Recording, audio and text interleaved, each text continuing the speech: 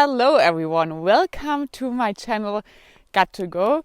Today we're gonna talk about this motorcycle here. Her name is Fox and this motorcycle has been riding 15,000 kilometers in West Africa with me. And I got so many questions about it that I finally want to make a proper review.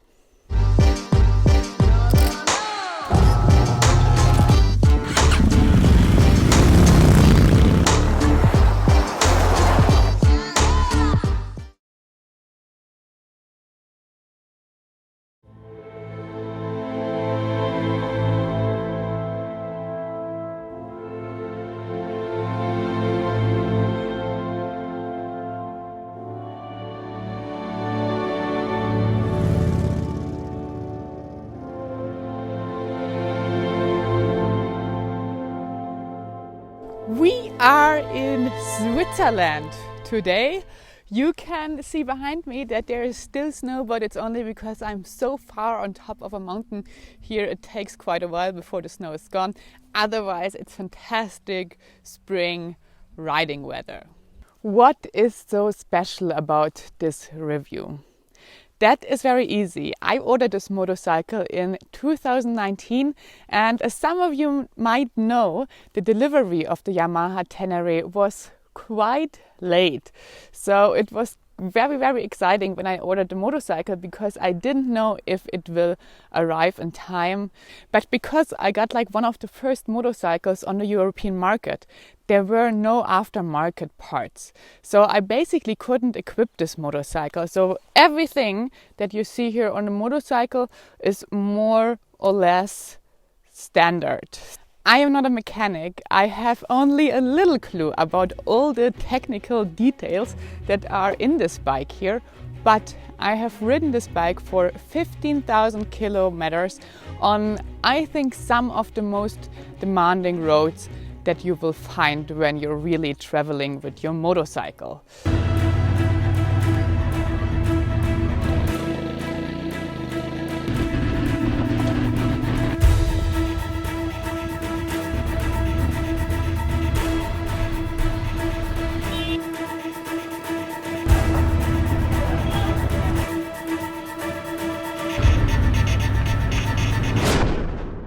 And I will tell you in this video which of the original parts of this motorcycle I would keep and which of the parts I eventually would change to improve the overall riding experience. In the past I got a lot of questions about this bike, so I thought I'm just gonna start off with the most frequently asked questions because that already might answer some of the things that you really want to know about this motorcycle. So one of the first questions that I'm always asked is, are you sponsored by Yamaha? And no, I am not sponsored by Yamaha. I bought this motorcycle myself, but I was super lucky to team up with Yamaha Germany and they made it possible that I got one of the first motorcycles that was delivered in Europe. So thank you Yamaha Germany for that and thank you that I could take off to my West Africa journey in time. What was my first impression about this motorcycle? I have to admit it was not love at the first sight.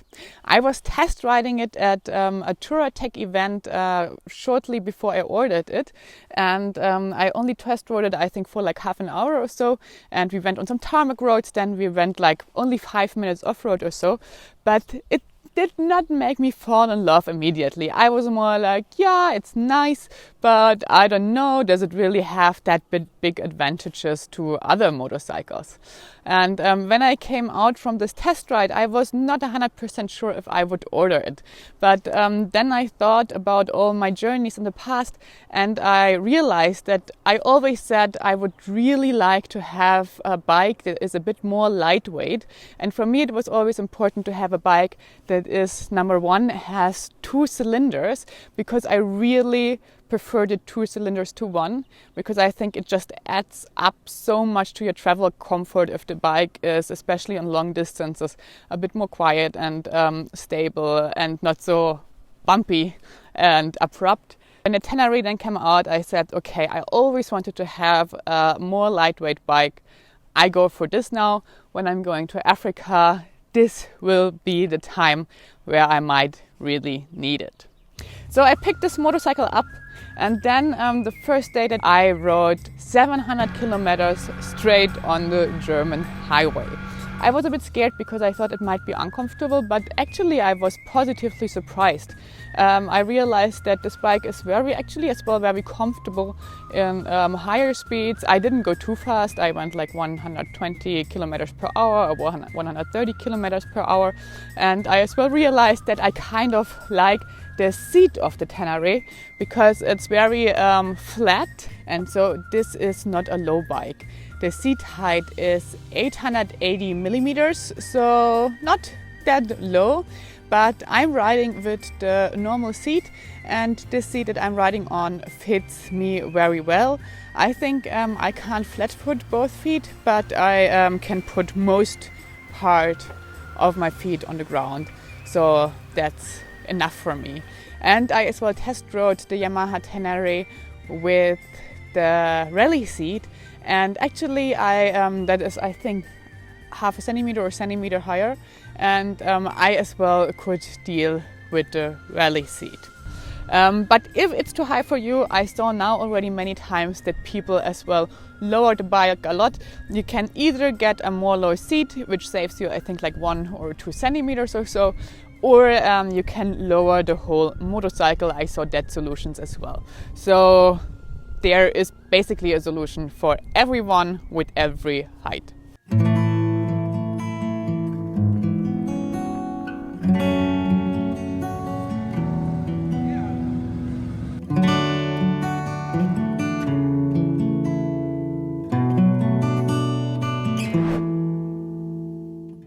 Another question regarding the seat is, how comfortable is this seat really?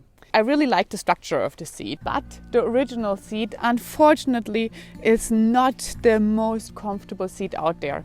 And I only realized that after, I think, 5 days of riding or so. And my butt really started to hurt, and got as well a bit irritated on the points where I mostly have pressure on the seat. So as I told you, there were no aftermarket parts for this motorcycle available when I took off. So I decided to have this solution. I bought a sheepskin, and many travelers actually have that, and I never knew why, but now I really understand, because this sheepskin makes a huge difference to the seat comfort. And that's probably as well the cheapest solution that you can get. I think a sheepskin is about like 50 euros. So that's cheaper than every additional seat that you could buy. If I would go on a long journey, and if I knew I would ride this bike a lot, I think I would get another seat. You could probably get a little bit a bigger windscreen, but for me, the question about the windscreen is always, where do you really want to go and where do you want to travel? In Africa, I was actually super happy to have a lower windscreen. My travel partner, for example, had a very high windscreen on his Africa Twin, and it was so unbearable hot. So I was really happy about every air and every ventilation that I could get.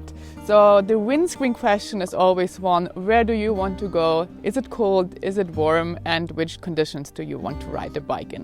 What was the moment then when I really fell in love with this motorcycle? That moment came in Italy.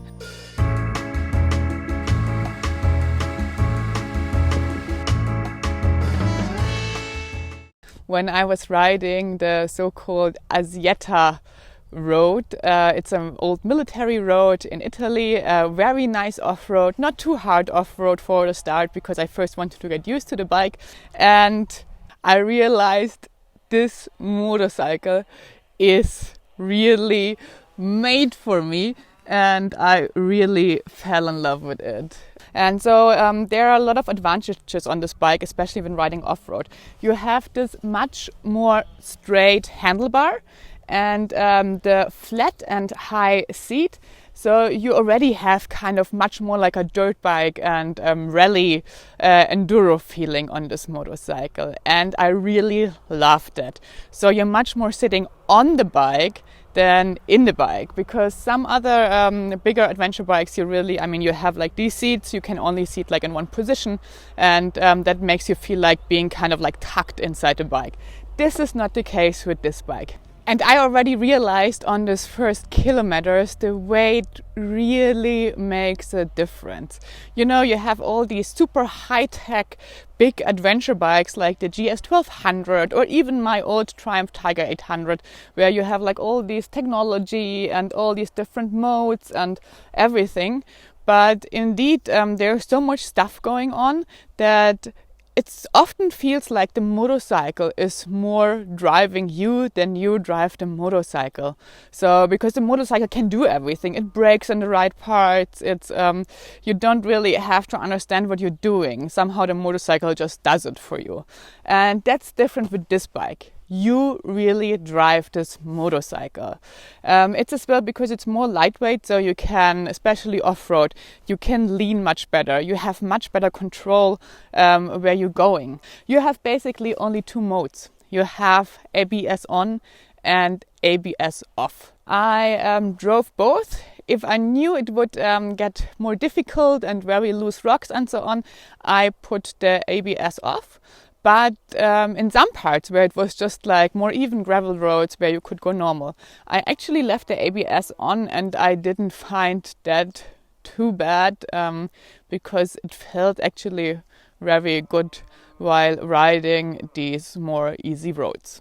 One thing I had to get used to in the beginning was the shifting levels of the bike, because it's very different to the big adventure bikes. For example, if you're driving like inside a city and you're driving around 50, you're easily immediately in the fourth gear or so. So the lower shifting levels are much better adjustable, which means especially off-road, when you're kind of on this bigger bike, sometimes you have the feeling if you go on very small curves or if you go up very steep hills, you sometimes have the feeling that you can't really find the right gear, because either you're in first gear, which feels wrong, or you're in second gear, which already feels a little bit too powerful what you're actually doing. And especially in these lower gears, this bike is adjusted very well. And I really, especially off-road, always had the feeling I'm in the right gear. So for me, these gear levels that they did are pretty awesome and pretty good working for basically all situations that I'm riding on, and especially off-road.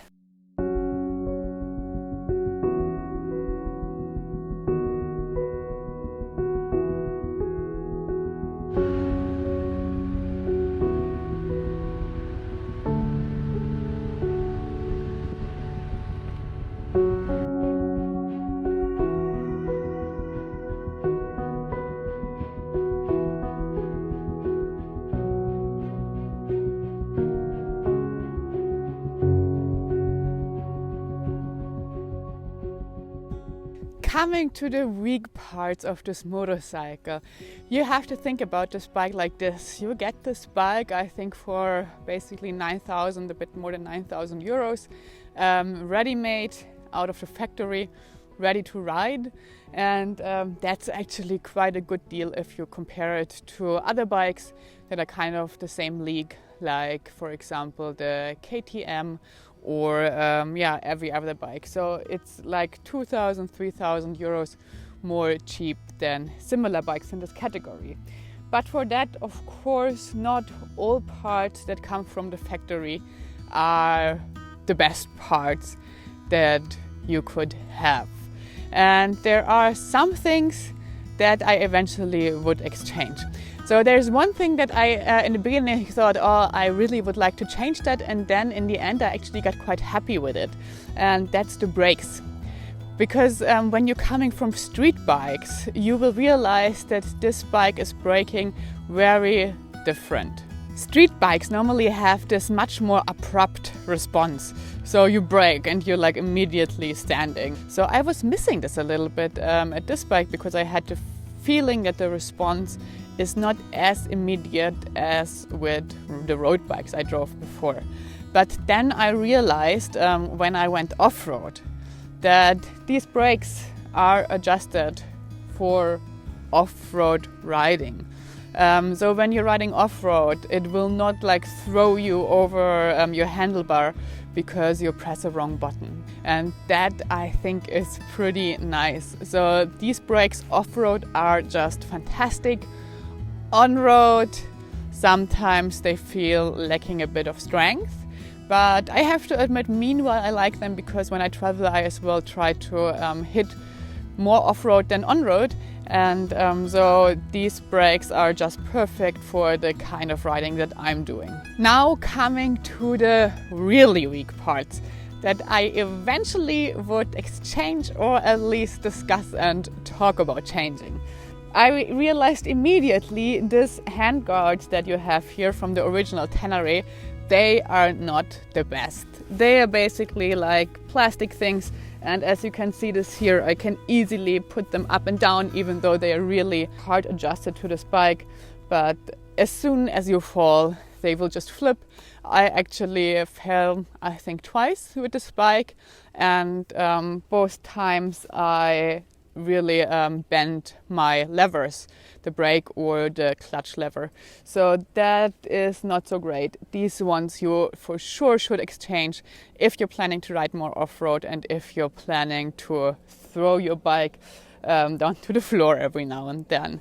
As well, the mirrors, if your bike will fall on a mirror, I think they might be very likely to break. But then I as well think this bike comes with these mirrors, so I will just drive them until they break, and then I will get new mirrors that are maybe foldable or more adjustable to ride off-road. One thing that I would change for sure is this here. This is the closing of the tank, and as you can see, it's not attached to the motorcycle. And I find that really inconvenient because many times I just put it somewhere on the bike. I couldn't find it for another minute because I didn't see it anymore. Many times I as well put it somewhere on the bike and then it fell down. And that's not very nice, especially if you're in countries where you're like riding a lot of in dust or where it's dirty at the gas stations, because then it falls down and it gets all dirty here inside, and then you get the dirt in your tank, and that's really not something that you want. So I would really much prefer an opener for the tank that is attached to the bike. And I saw recently on Facebook, I'm in this fantastic Facebook group. It's a Yamaha Ténéré World Rate group, it's called. I will write you the name here.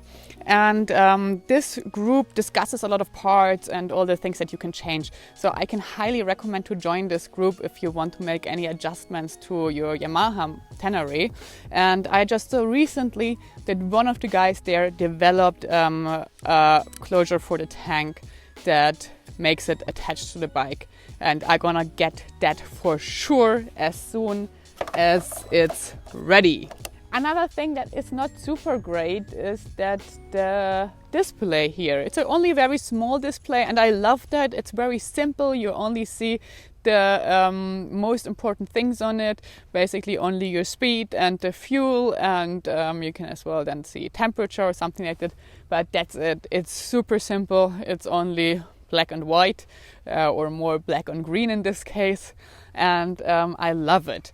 But if you're riding off-road or on more shaky roads, it's vibrating a lot. And I actually don't know why that is. The windshield is not vibrating, but this display is really vibrating. And in the beginning, it somehow worried me a bit, because I thought, what happens if I go to Africa, and what happens after 10,000 kilometers? Will it still be holding on?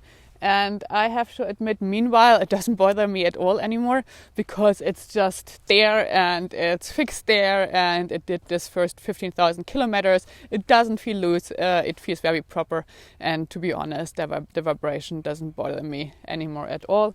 I as well have my Navi here on top, and this one is vibrating too. And every now and then it's turning a bit, then I have to make the screws a bit tighter again.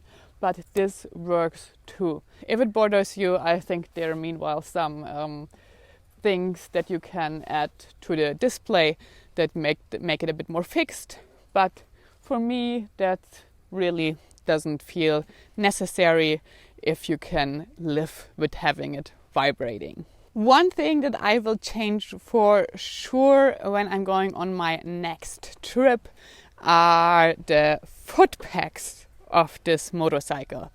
These ones are fine. I mean, they have a lot of grip. They are kind of like foldable. They flap up and down. So if the bike crashes, mostly doesn't happen something to them. But they are very small. And as well with the standing position on the bike, I can show you this. You're very close here where your leg is to the bike. And that means that you really can't be much further, because then you slip off these foot pegs. So I would make sure to really get bigger foot pegs in the sense of longer in their width. One thing that many people complained about this motorcycle is its suspension. And I as well think you always have to see this bike in comparison with others. It's not a BMW 1200 that you pay 25,000 euros for. So it of course doesn't have the best suspension out there, because suspensions, even if you just buy them, they are very expensive if they are very good. And riding with this bike, and especially riding with this bike loaded, I realized that the suspension could be a little bit better, because especially if you have like all the heavy luggage here in the back, it sometimes in some off-road places it really felt a bit too soft and so a bit too bumpy. So I would like to have a little bit of stronger and not as soft suspension on this bike.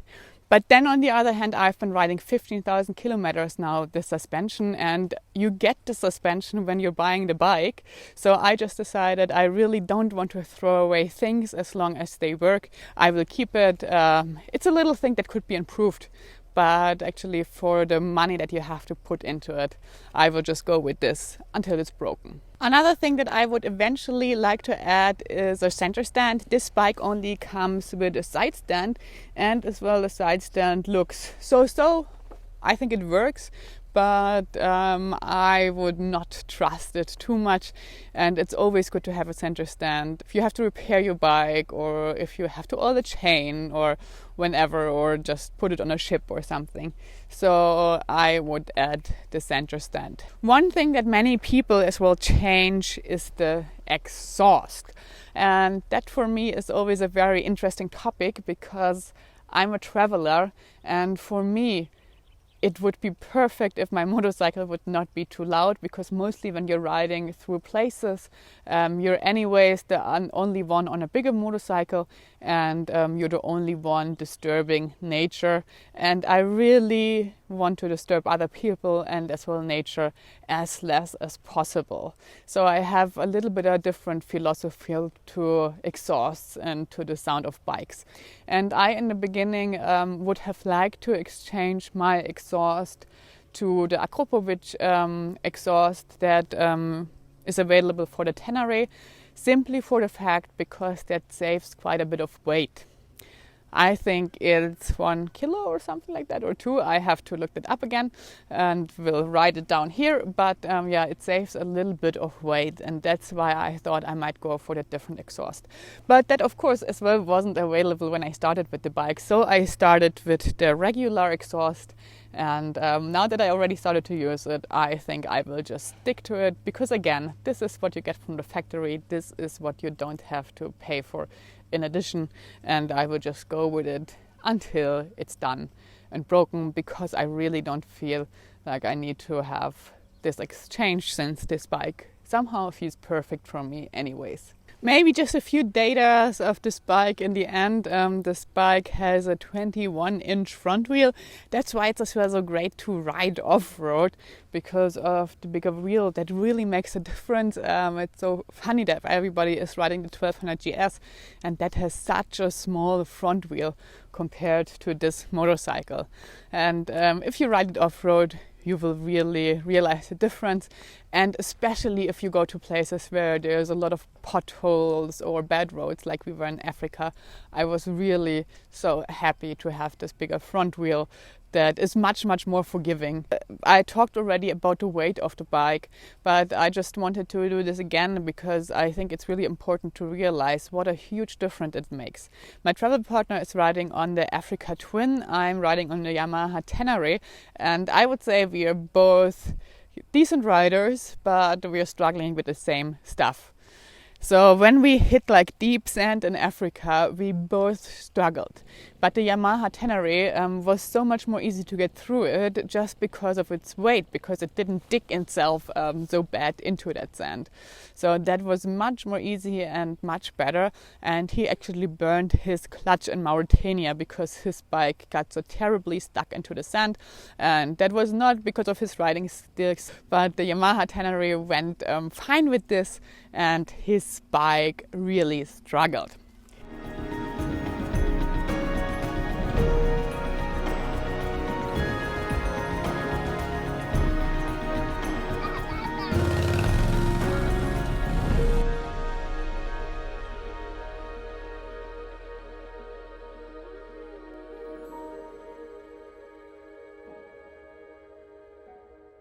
What problems did I have on the 15,000 kilometers that I was riding from Germany to Benin in West Africa? Basically, not so many problems, but my opinion about new bikes is as well, if the bikes have big problems before 30,000 kilometers, then they are very likely not good bikes to travel with, because all new bikes really should do the 30,000 kilometers before they have any big issues. The only issue that I had with this motorcycle was the clutch. At one point the cable was somehow loose, and since I'm not a good mechanic, I went to a nice mechanic on the side of the road, and he fixed it within 2 minutes for about 50 cents. So that was basically all the troubles that I had with this motorcycle on the road. So in the end, what did I add to this motorcycle so far? And it's really not that much, because I only added things once when I drove by Touratech short before I left, and that are all prototypes. So the things that you see, the panniers, they are prototypes, so they are not the ones that you can buy now for the Yamaha Tenere. These are even improved to those that I have. And then the second time was in Morocco, when I added a few more parts. So I added the panniers, which I really like because I carry there. I know there's always this discussion between soft and hard luggage, but I go for those because I as well carry all my camera gear in there. And I as well added a lot of spare canisters for petrol. I as well added this luggage bridge here on the back of the motorcycle. I think that's really a must, because the seat of the Yamaha, as you see it, it's not that good to strap anything on. So you for sure should have a solution here in the back to add some additional luggage. And my luggage bridge here is as well the prototype from Touratech. I added as well, of course, crash bars. Those actually were only ready when I was in Dakhla, so they were not ready on the first part of the journey through Europe and Morocco. And you as well see that because I fell once with the bike, and there's a little scratch that probably would not have happened if I would have had the crash bars. So I have these crash parts, and here this plate here in the bottom of the bike as well from Touratech. And I have these little bags here on the side that I actually only got from Dakar on, because I ordered them. And these are from Givi, and I only got them later on the trip because I realized that I had so much weight in the back of my motorcycle with all the luggage and camera gear that I have, and I really wanted to distribute some of the weight. And now I have these little things here, and they are very useful because basically all of my tools are in them. I don't need to use them that often, so they are very well here, and it makes the bike much more even to as well have some of the heavy weight here in the front and not only in the back, even though that's much better for riding sand if you have your weight on the back. And as always, don't spend too much money in preparing your motorcycle.